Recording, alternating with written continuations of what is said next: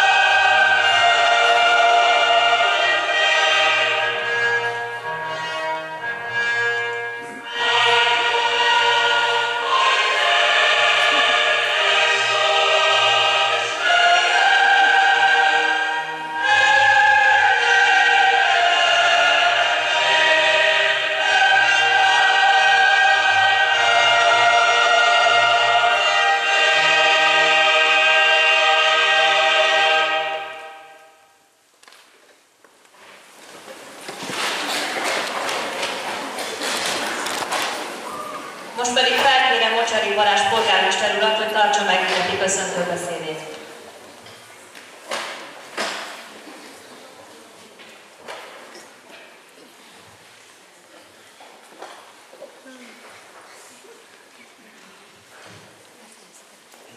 Szeretettel köszöntök én is mindenkit, gyereket, felnőttet, mindenkit. Ha megkérdezzük a járókelő embereket arról, hogy mit is ünnepünk március 15-én, akkor mindenki az 1848-as forradalmat, a szabadságharcot, Petőfit és Kossuthot említi. Függetlenül attól, hogy az interneten az erre a napra rákérdezve igen sok fontos, nevezetes eseményt adta a gép. Többnyire külföldi. De mi ezt azt az eseményt említjük, amit magunkének érezzük.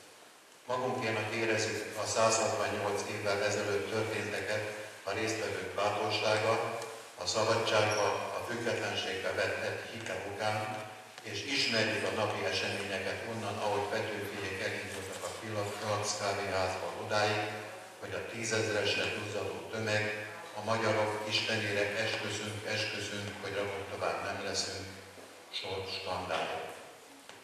Tudjuk, hogy március 15-e volt a kezdet.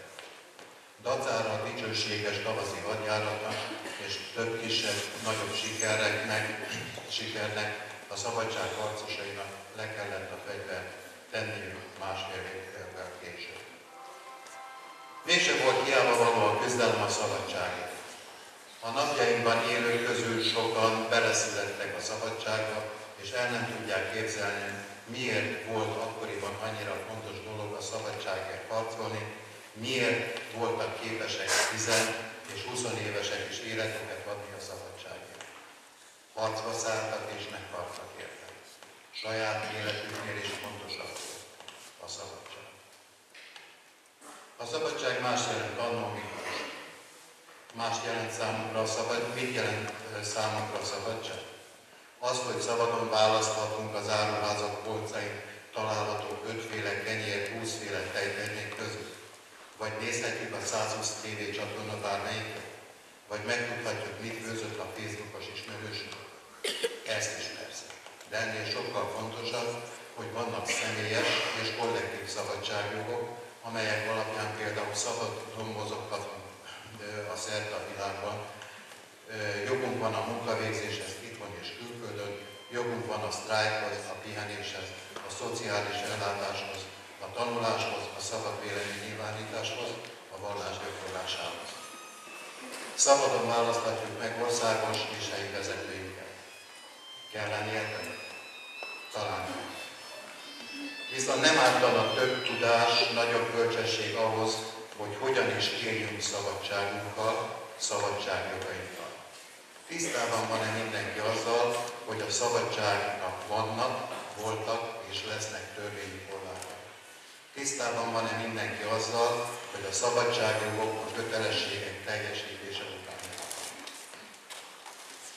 Az 1840-es években élő nemzedék számára ilyen jogok nem vagy alig-alig léteztek. Nagyon sokan meghaltak életüket áldozva azért, hogy a ma emberének jobb legyen. Bátor küzdelmükért köszönetet mondunk minden év március idusán, hiszen át kell éreznünk azt a felelősséget, amellyel 48 hőseinek tartozunk, jelezve azt, hogy nem volt hiába való a véráldozat. Köszönöm figyelmet.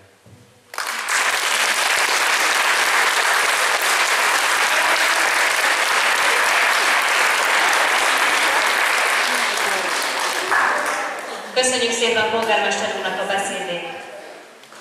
Az Ősborokás Nyugdíjas Egyesület Kossuth tortákkal készült az ünnep alkalmából, kérem fogadják őket sok szeretettel.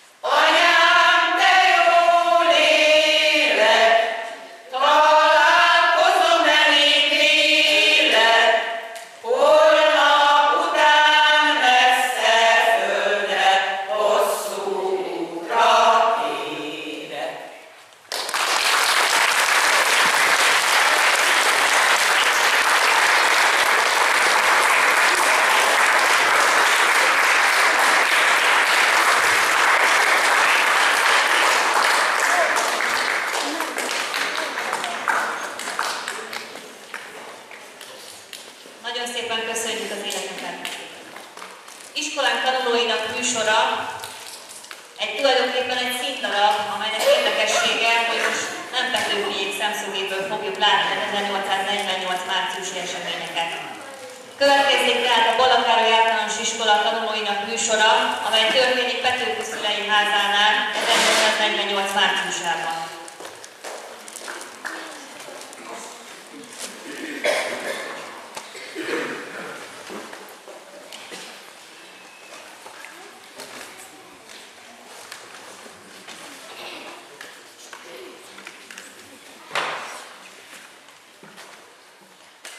No, mama, mit csinálsz? Ennyi, ezt nem szeretem. Mit szomorkodod örökösen? Már megint a drága látos fiadra gondoltál, ugye? Olyan régen írt szegény fiú. Aggódom, nem ért el valami baj. Utóbbi időben mindig vele álmodom. Sose búsulj miatta, majd odébb áll, ha nem tetszik neki. Lám nem ízlett a selmecélet. Fogta magát, idegtérben, gyalogszerrel felment Pestre, az se tetszett neki. Újra nyakába vette a világot, meg is nősült. Ne félj, a bajban lesz, felkeres feleségestül. Na nem érdeklődj, édes uram, hisz keres a Sándor eleget. Emlékszel, tavaly karácsonykor is mennyi ajándékot küldött. Szeret ez a fiú minket. Elmehetsz ezzel a sok papírossal, amit az a gyerek küld. Mindenképpen kapsz könyvet, újságot. Mit érsz azzal? Belerakni nem tudsz? Hát a fiad verseket ír, az egész ország olvassa. Azért küldi, hogy mi is lássuk. Te nem örülsz ennek? Á, nyomorog. Az egész országban dicsérik, úri népségek tisztelik, becsülik, grófok grófnék barátkoznak vele. Jobban szeretnék valami nyugodt kenyérkeresőt után nézne, és nem firkálna éleken keresztül. Lehetett volna pap, tanító, jegyző vagy iparos. Nézd, itt van egy verse. Rólad szól. Tegnap jött ez az újság, amiben benne van. Bíztatom, hogy majd még jóra fordul sorsa. Ő fejét csóválja, nem hisz szavamnak. Úgy van úgy, szól később. Jóra fordul sorsom, mert hisz lábaim már a sírszélén vannak.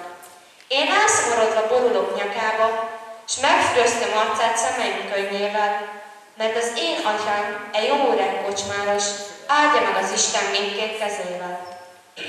Van itt valami egy papír? Írjunk neki. Hívjuk meg húsvéti ünnepekre. Mi is mentünk hozzájuk, karácsonyra is meghívott bennünket. Zsuzsi néni, jöjjön csatár! Tessen parancsolni, nemzetes úr. Hozzon a boltból levélpapír, itt van pénz. Írunk Pestre Sándornak. Üzen neki valamit, Zsuzsi néni. Jaj, lelkem, nemzetes asszony, de üzenek ám. Írják meg neki, hogy minden nap gondolok rá, imádkozom érte. Vasárnap, ahogy a Salai tanítóéknál voltam, ott is kérdezték, mi ír a Sándorról. Hát én elmondtam, hogy Pesten van verseket ír. Mondta a tanító, hogy ő is olvassám az újságban a Sándorunk versét. Kért, ha adhatna neki kölcsönbe nemzetes asszony, adjon egy pár könyvet, hadd olvassa el. Jó, volt, csak hozzad a levélpapírt, aztán vihet neki könyvet. Igenis. Úgy örül a lelkem, mikor ilyeneket hallok. Az öreg Sallai szerette ezt a gyereket. Azt mondja, csintalan, de engedelmes tanítványa volt. Bár később is hallgatott volna a jó szóra. Jaj, Istenem, nyugtalan az ilyen fiatal, de most meg megnyugszik, van jó felesége. Adjon Isten jó reggelt, édesfiam! Jó reggelt, fiam! No, végeztél a vágóhídon? Nem végezhetem, édesapám, semmiféle dolgot sem. Vásárosokkal találkoztam az utcán. Azok újságolták, hogy Pesten a napokban nagy dolgok történtek. Őket hallgattam. Mi történt? Csak nem foglaltál Budát a török, de a magyarok foglalták el szerdán Magyarországot. Igaz is, itt ül a nyakunkon a cseh, az osztrák, ezeké az ország, nem a miénk. De mi történt? Szerdán, március 15-én és másnap az egész Pest Budalázban volt. Ezer ember járt az utcán. A szép szónoklatok, versek, énekek egymást tették. Együtt volt minden igaz magyar ember, és közös elhatározással kiszabadították a fogságból Táncsics Mihályt, azt a derék embert, akit Sándor oly sokat dicsért a levélben. Igen, tudom, be volt zárva, mert olyanokat ír, mi az osztrákoknak nem tetszett. Azt írta meg, hogy milyen módon kellene a szegény elnyomott magyar nép sorsán segíteni. Én is olvastam ezeket a sorokat, mert Sándor elküldte. Táncsics Mihály megérdemelte, hogy a magyar nép 9 évet a börtönben. Ez Eddig csak azt az írást volt szabad kinyomtatni a nyomdában, amit az osztrák cenzor megengedett. Így az író sohasem írhatta meg a magyar nép legnagyobb baját, azt, hogy az osztrák ül anyagukon. Szerdán az osztrák cenzúra engedély nélkül nyomtattak verseket Sándorék. Azt mondják, ezentúl mindig így lesz, és minden szépet s jót szabad lesz kinyomtatni, és nem kell mindenre az osztrák cenzor engedélye, aki úgy gyűlöli ezt a szegény ártatlan magyar nemzetet. Ezt kellett volna már régen. Mit vadkozik az osztrák a mi dolgaiban? Parancsolj otthon, ne nálunk magyaroknál. A nap örömére gyertyákat gyújtottak minden ablakban, fátyás menet vonult végig a városban, és értették a magyar szabadságot. De kár, hogy nem láthattam a saját szememmel. A szabad nyomtatást, a szabad sajtó első nyomtatványát azonnal szétosztották a nép között. Egy ilyet nekünk is be kéne szerezni. Majd küld a Sándor. Azán, úgy tudom, a mi Sándorunk is ott volt köztük. Jaj, Istenem, úgy félek, az, aki olyan leves, még megtalálja sérteni valamelyik osztrák katonát, és börtönbe zárják, sőt, ami még rosszabb, fel is akaszthatják. Ne tessen félteni, nemzetes asszony. Okos ember, ami drága Sándorunk. Én sem féltem, aki a magyar szabadságért, a magyar népért, a magyar hazáért száll síkra, azt megsegíti a magyarok Isten. De mikor ezek a kegyetlen osztrákok úgy üldözik a magyar, félek, hogy most is bosszút állnak majd. Végül is az igazságnak győzni kell. 400 éve ül a nyakukon a sok osztrák katona. Az adókból tartják fent a katonákat. Így van ez már évszázadok óta. Nem, a jóisten nem engedheti, hogy ez így tartson örökké. Felszabadulunk mi még az osztrák elnyomás alól. Hát csak adja az Isten. Kíváncsi vagyok, mi történhetett pontosan szerdán Pesten. Magam is. Menjetek el apjuk Pistával a faluba. Kérdezősködjetek, hogy volt, mi történt. Érdeklődjetek Sándor iránt. Mit hallotok róla? Bizonyos, hogy ott volt köztük. Az én fiam, dal még magyar. Bizony, hisz ilyen szép verseket szokott írni a magyar hazáról.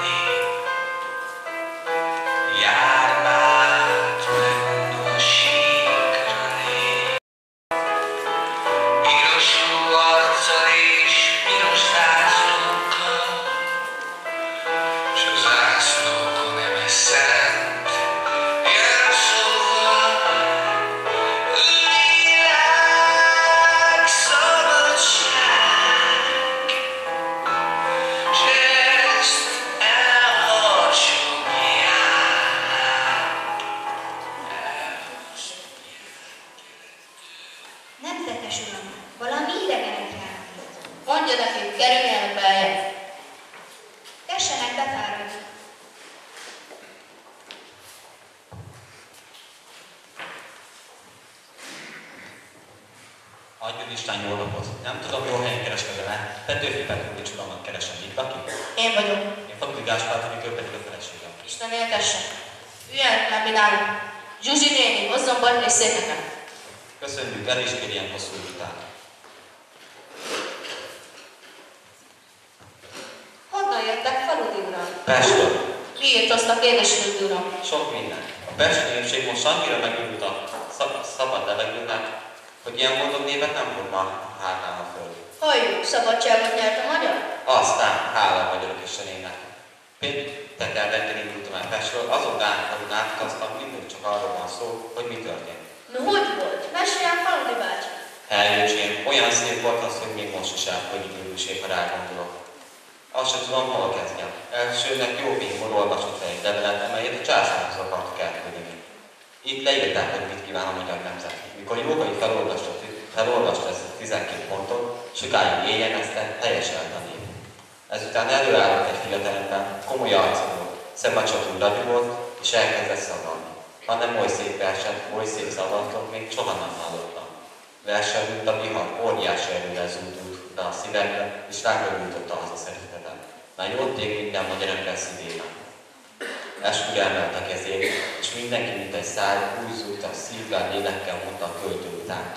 A magyarok istenére esküszünk, rabok tovább nem leszünk. Sírt, lelkesedett mindenki. Ott állt ez az ifjú a lelkesedés tüzében, és a homloka fényletlen dicsőségtől, a testet öltött hazaszervetet volt ő, ki leszállt hozzánk, hogy széttörje a rabbilincset. Tudjátok, ki volt ő? Petőfi Sándor. Sándor, a mi fiúnk. Az én fiam magyar szabadságos. Édes Faludi uram, köszönöm, hogy hívóztak. Beszélnek még valamit. Megindult aztán a közönség végig Pest-város utcán. A nép sokasodott. 1000 és 1000 ember harsogta Petőfivel, hogy rabok tovább nem leszünk. Hogy van az a versenyén? Elmondom, megtanultam, hiszen ezt tudnia kell minden magyarnak.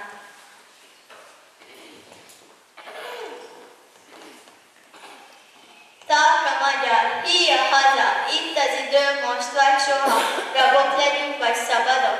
Ez a kérdés, válasszatok. A magyarok istenére esküszünk, hogy rabok tovább nem leszünk. Rabok voltunk mostanáig, kárhozottak ősapáink, kik szabadon éltek, haltak, szolgaföldben nem nyughattak. A magyarok istenére esküszünk, hogy rabok tovább nem leszünk. Sehonnai vitang ember, ki most ha kell, halni nem mer, kinek drágább rond élete, mint a haza becsülete. A magyarok istenére esküszünk, hogy rabok tovább nem leszünk. Fényesebb a láncnál akar, jobban ékesíti akar, és mi mégis láncot hordunk, ide veledjék kardunk. A magyarok istenére esküszünk, hogy rabok tovább nem leszünk. A magyar nép megint szép lesz, mentor régi nagy híréhez, mint ránk kentek a századok, lemossuk a gyalázatot. A magyarok istenére esküszünk, hogy rabok tovább nem leszünk. Hol sírjaink doborulnak, unokáink leborulnak, s áldó imádság mellett mondják el szent neveinket. A magyarok istenére esküszünk, hogy rabok tovább nem leszünk. Ja, Istenem, de szép is lehetett ez. Szépen, mikor az osztrák engedelmen nélkül kinyomtatták és szétosztották a nép között, férfiak, nők, szénmagyar ruhába sétáltak Pest alá, s éjjenezték a magyar szabadság megszületését. Éjjenezték Petőfit is. Örültek a szabadságnak. Egy szív, egy lélek volt a napon minden magyar.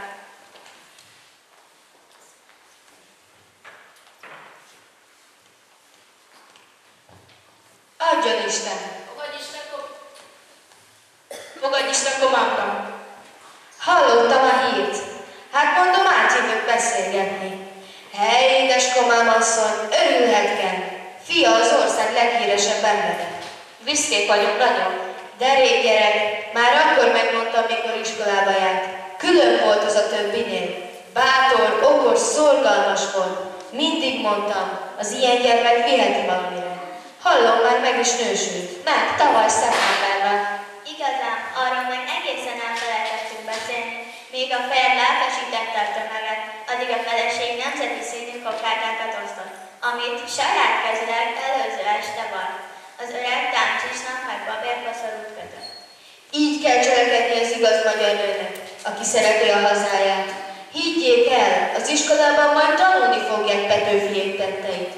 Őket állítják példának a tanítók a gyermekek elé, aki úgy szerette a hazáját, mint ők. Akik annyit tettek a magyarságért, az megérdemlik a nemzet örök szeretetét.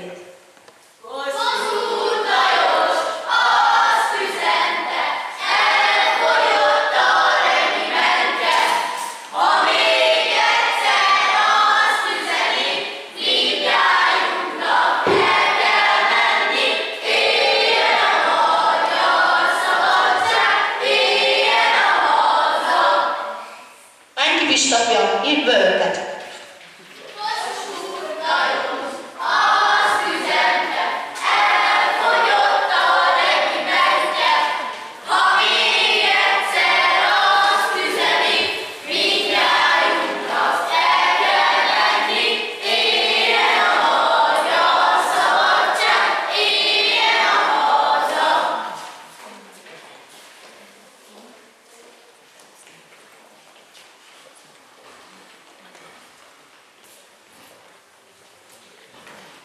Eljöttünk üdvözölni a legnagyobb magyar hazaki szüleit. Isten értesse őket!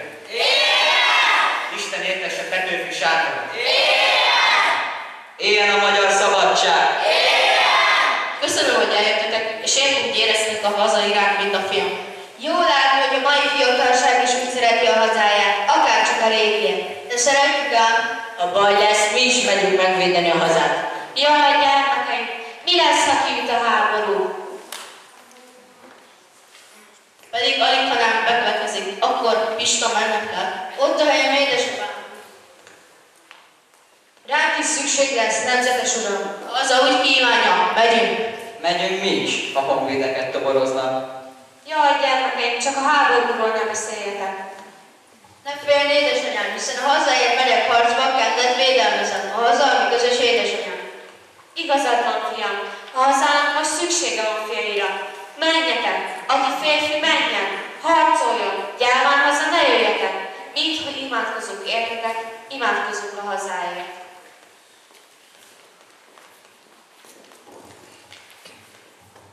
Jóságos Isten, kiosztott igazságos szívvel kormányzat a világot, tekints le állva szegény nemzetre.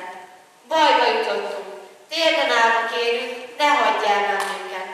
Add vissza nekünk szabadságunkat, szabad, boldog hazánkat. Isten, áld meg a magyart!